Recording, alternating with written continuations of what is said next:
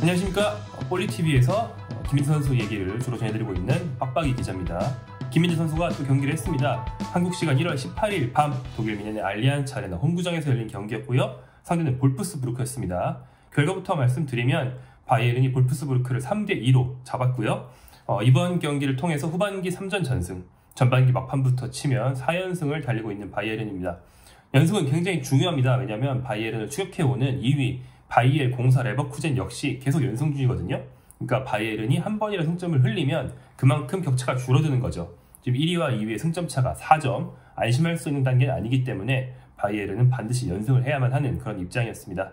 볼프스부르크가 쉬운 상대는 아니었어요. 계속 말씀드리겠지만 사실 후반기 2연승 중이기도 했고 상당히 화력이 좋은 팀이었기 때문에 비록 홈이지만 바이에른이 쉽게 이기진 못했습니다.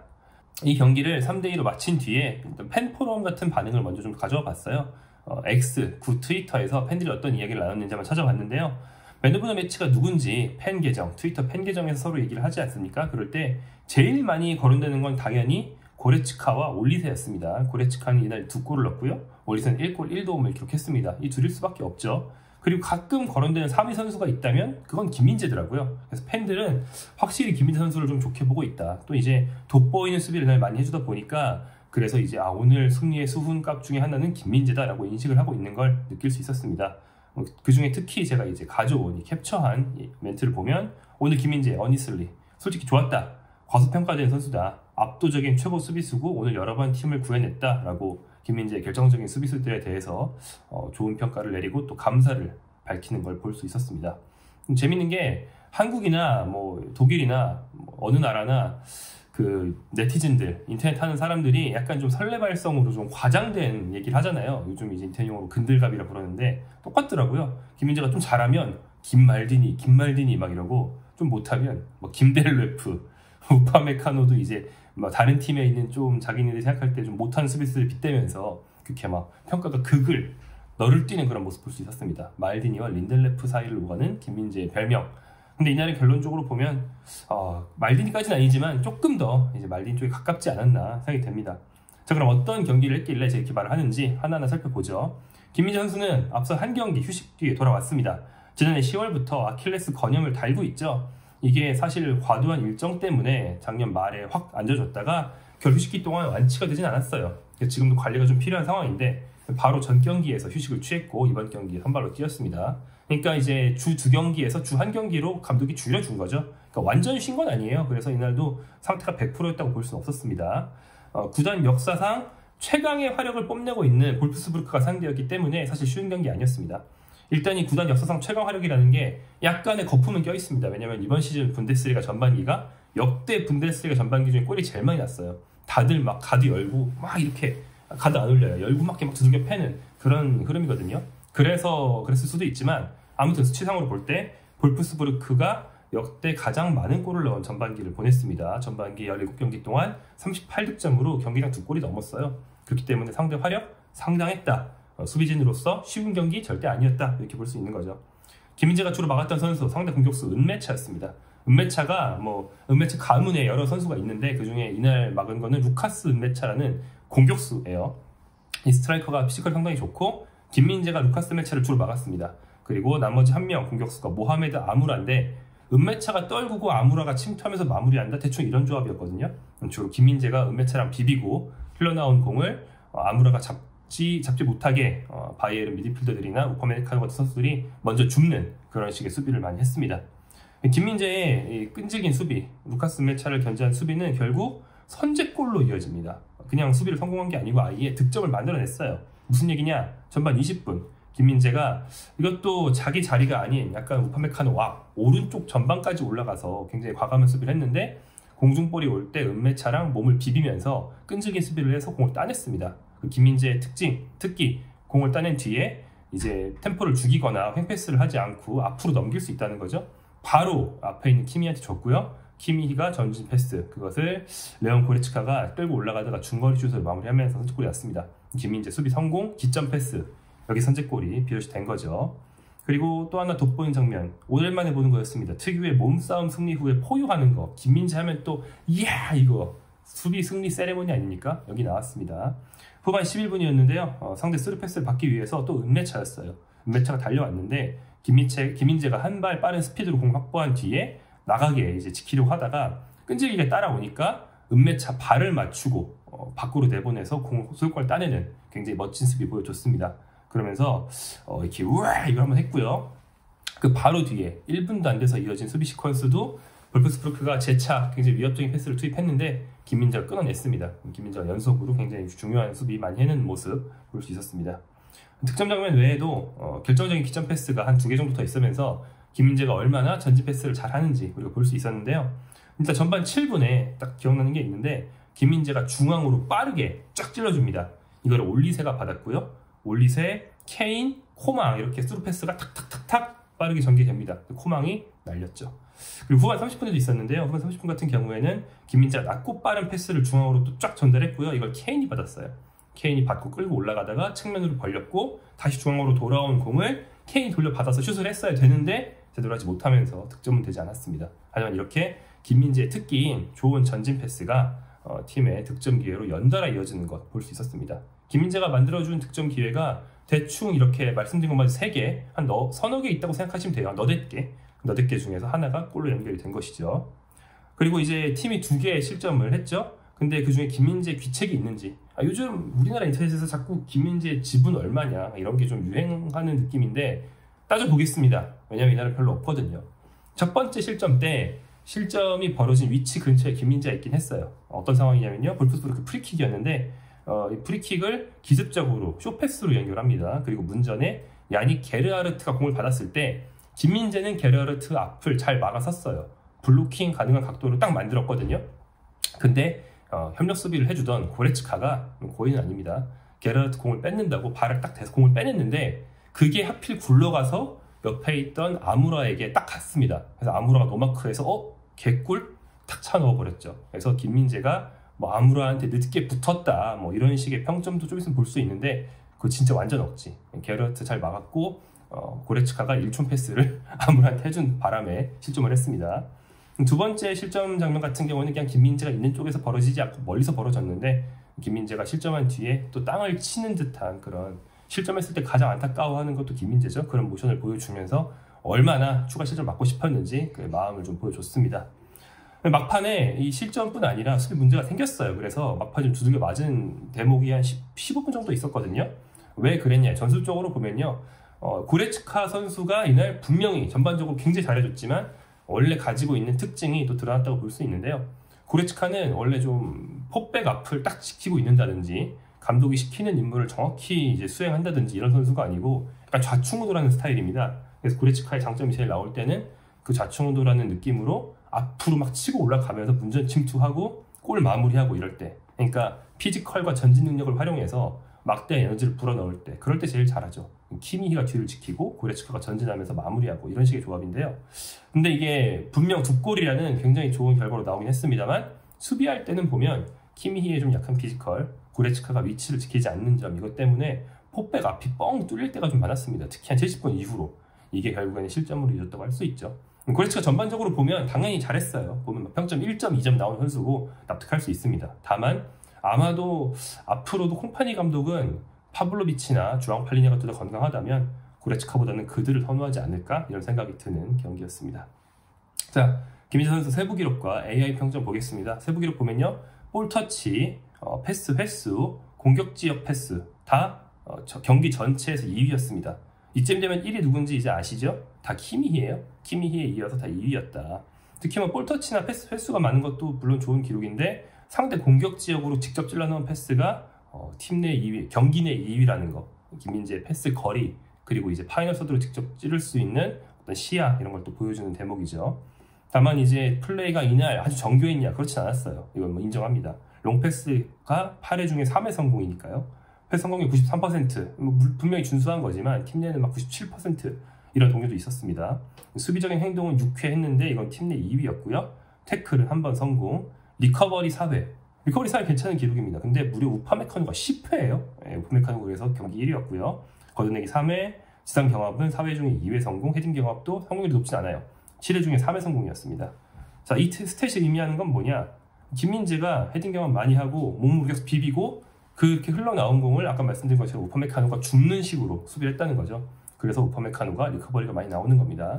이런 임무를 할 때 김민재는 딱 헤딩을 딱 따낸다가 아니고 은메차 같은 선수들과 일단 비벼서 공을 흘리는 정도 역할을 하기 때문에 둘 중에 그 어느 선수의 승리로도 기록되지 않아요. 그래서 스탯 면에서는 약간 손해를 보는, 스탯에 비해서 조금 더 경기력이 좋았던 그런 임무였다고 할 수 있습니다.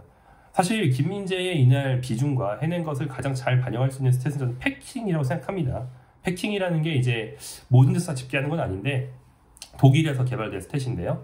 내 패스가 상대 선수를 몇 명이나 지나쳐서 앞으로 전달됐는가 이걸 보는 거예요. 그래서 옆으로 주는 횡패스나 백패스는 당연히 패킹이 0인데 김민재가 한 번에 케인한테 줬다. 근데 김민재랑 케인 사이에 있었던 상대 선수가 5명이다. 그럼 패킹에서 5가 기록되는 거죠. 이게 패킹이거든요. 근데 제가 단언할 수 있는데 이날 김민재의 패킹은 엄청나게 높았을 겁니다. 앞으로 쫙쫙 찔러줬거든요. 패스의 질이 좋았어요. 그래서 사실 K리그에서도 패킹을 집계해요. K리그 패킹 킹은 김영권이거든요. 아마 독일에서도 누군가 집계하고 있을 텐데 제가 볼 수 있는 루트 중에서 공개한 데가 없어서 제가 말씀 못 드립니다만 아마 패킹이 높게 나오는 그런 선수가 아닐까 생각이 됩니다. 자, 이렇게 AI 평점은 다소 낮음에도 불구하고 제가 말씀드린 것처럼 이 AI가 담지 못하는 스탯이 담지 못하는 활약이 있었기 때문에 현지 평점 생각보다 괜찮은 걸 볼 수 있습니다. 풋무브는 6.8점, 후스코드는 6.5점으로 약간 하위권에 통계가 났습니다. 현지 매체들의 평가로 넘어가죠.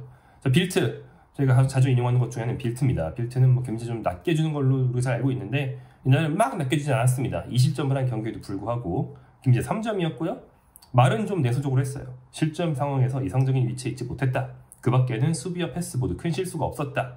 이렇게 문제점부터 지적하고 들어갔지만 아무튼 3점 줬습니다. 바이언 수비진이 이제 노이어부터 수비 포백까지 5명 중에서 알폰소 데이비스 1명이 4점 받았고 나머지는 3점이었습니다. 이날 가장 낮은 평점을 받은 선수들이 공격진에 있다는 걸 볼 수 있는데요. 킹슬리 코만과 해리 케인입니다.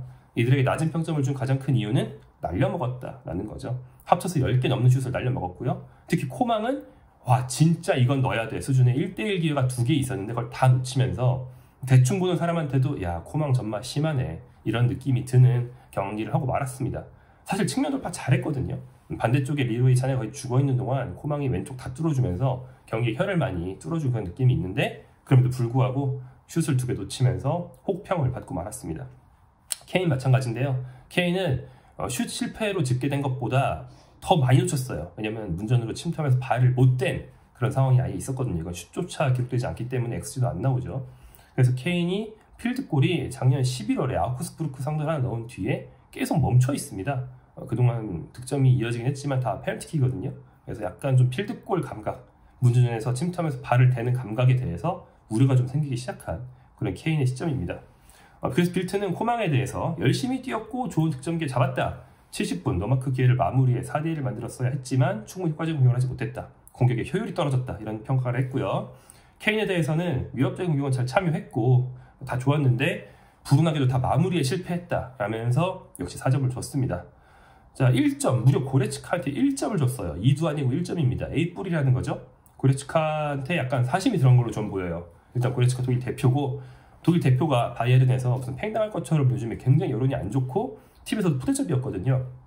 그런 선수가 부활의 기미를 보여줬다는 거에 대해서 아까 기분이 좋은 게 아닌가 이런 생각이 듭니다. 고레츠카 1점 주면서요. 가장 중요한 바이에른의 선수였다. 좋은 위치 선정에서 나오는 20m 거리 중거리 슛으로 선제골을 만들어냈다. 첫 골 실점 상황에서는 운이 없었다. 그러나 62분 헤딩으로 두 번째 골을 넣어 3대1 격차를 만들어냈다. 고레츠카가 잘했던 점, 아쉬웠던 점 다 나열한 다음에 아쉬웠던 점이 하나라도 있는데 1점을 줬다? 이것도 상당히 후하게 준 거라고 볼 수 있겠습니다. 다음 현지 매체 지역지인 TZ로 가보겠습니다. 김민재한테 2점을 줬어요. 훨씬 높죠? 2점이면 이제 A 정도에 해당하는 호평입니다. 좋은 평가. 김민재에 대해서 이렇게 말합니다. 수요일 휴식에서 돌아온 김민재, 볼프스부르크의 피지컬 좋은 공격수 루카스 은메차와 1대1로 여러 대결을 벌였다. 김민재는 자신의 몫을 잘 해냈고 빌드업에서 94% 패스 성공률과 강한 인상을 남겼다. 빌드업 수비를 다 잘했다. 은메차를 열심히 막았다. 이런 호평을 통해서 2점을 줬습니다.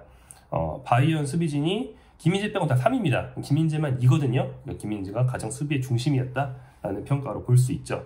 근데 여긴 재밌는 게 전반적으로 훨씬 후하긴 해요. 볼프스부르크 상대로 뭐 좀 위험한 부분도 있었지만 아무튼 3대2 승리했다는 걸 높게 쳤는지 다 2-3, 2-3이고 4가 없거든요. 근데 그 와중에도 케인이 2예요. 아까 본 그 빌트의 관점이랑 정반대죠. 좀 궁금해가지고 케인 왜 2점 줬지 봤는데 웃긴 게 빌트가 말은 더 좋게 한 것 같은데 평점은 TZ가 훨씬 높습니다. TZ가 뭐라는지 읽어볼게요. 케인은 탑클래스 공격수다. 공을 잡고 여러 번 배급했다. 스스로 골을 넣지 못했다.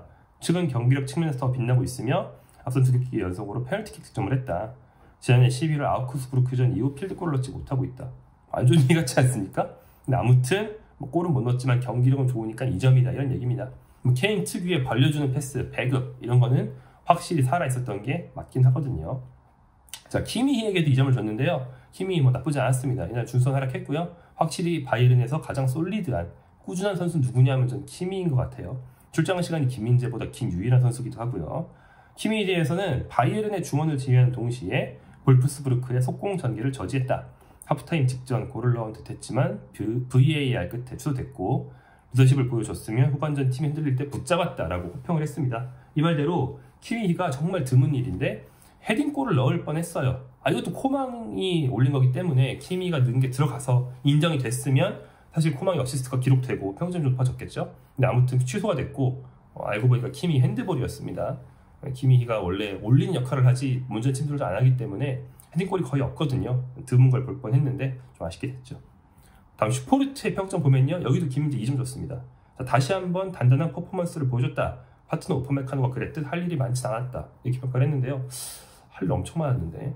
근데 아마 전반전 위주로 얘기하는 것 같긴 해요. 그러니까 전반전에는 훨씬 팀이 안정적이고 후반전이 흔들렸거든요. 근데 전반전조차 제가 보기에는 김민재가 굉장히 바빴기 때문에 팀이 안정적으로 보일 수 있었다 이렇게 생각합니다. 할 일이 없었다. 이게 좀 공감하기 힘드네요. 이 매체는 또 웃긴 게 매체마다 관점이 완전 다른 걸 보면 사실 우리가 평점에 일일이 비할 필요 없다 이런 생각이 들거든요. 코망한테 1.5를 줬어요. 그러면서 요점은 이겁니다. 상대를 많이 흔들지 않았느냐. 놓친 것도 있지만 상대를 흔드는 역할은 주로 이 선수가 다 했다 이런 얘기고요. 아까도 말씀드렸지만 사실 맞는 말이긴 합니다. 이날은 알폰소 데이비스가 오르핑 많이 안 하면서 코망이 왼쪽 측면에서 혼자 공격해야 일이 많았는데 뚫고 왼발이든 오른발이든 계속 올렸어요. 그걸 문전에서 동료들이 마무리를 못했죠. 다음 올리세도 1.5를 받았거든요.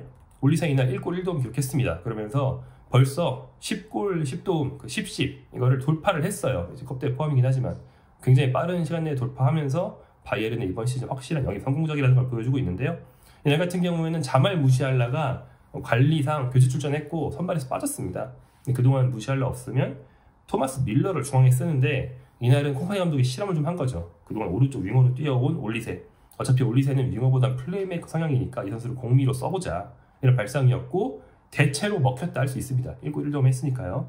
자, 올리세에 대해서 세 포지션에서 분명히 한 30분 정도 헤맸다. 하지만 경기에 녹아든 뒤로는 골도 넣고 어시도 했다라고 평가를 했는데요. 네, 올리세가 이 자리를 잘 해준다면 물론 좀 늙었으니까 무시알라의 로테이션 멤버도 자연스럽게 뻗은 셈이라고 할 수 있겠습니다.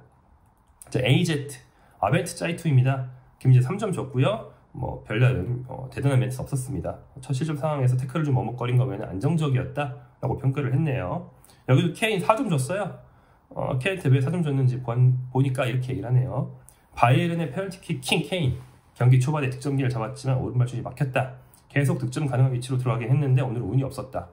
이 페널티킥 킹이라는 게 비꼬는 건지 칭찬인지 좀 알기 힘든 그런 표현입니다. 왜냐면 케인은 요즘 말씀드린 것처럼 PK만 많이 넣고 필드골이 좀 죽었거든요. 그래서 페널티킥이라고 하는 건 비꼬는 것 같기도 하고. 자, 다음에 라디오 매체인데 평점도 나고 이제 인터넷에서 쓰는 RAN 여기까지 보겠습니다. 왜냐면 김민재한테 4점 줬거든요. 혹평. 김민재가 못했다 이렇게 얘기를 하고 있는데요. 김민재, 우파메카노 두 명한테 다 4점을 줬어요. 왜 그러는 거야? 읽어보겠습니다. 호펜하임전 휴식 후 에릭 다이어 대신 선발로 돌아왔다. 실점 당시 꼭 하지 않아도 됐던 파울로 프리킥을 내줬고 이후 수비에서도 늦게 접근하며 모하메드 아무라의 득점을 허용했다. 상대 선수에게 태클할 때마다 어려움을 겪었다. 루카스 매처 헤딩 경기에 실패하면서 두 번째 실점 빌미도 제공했다.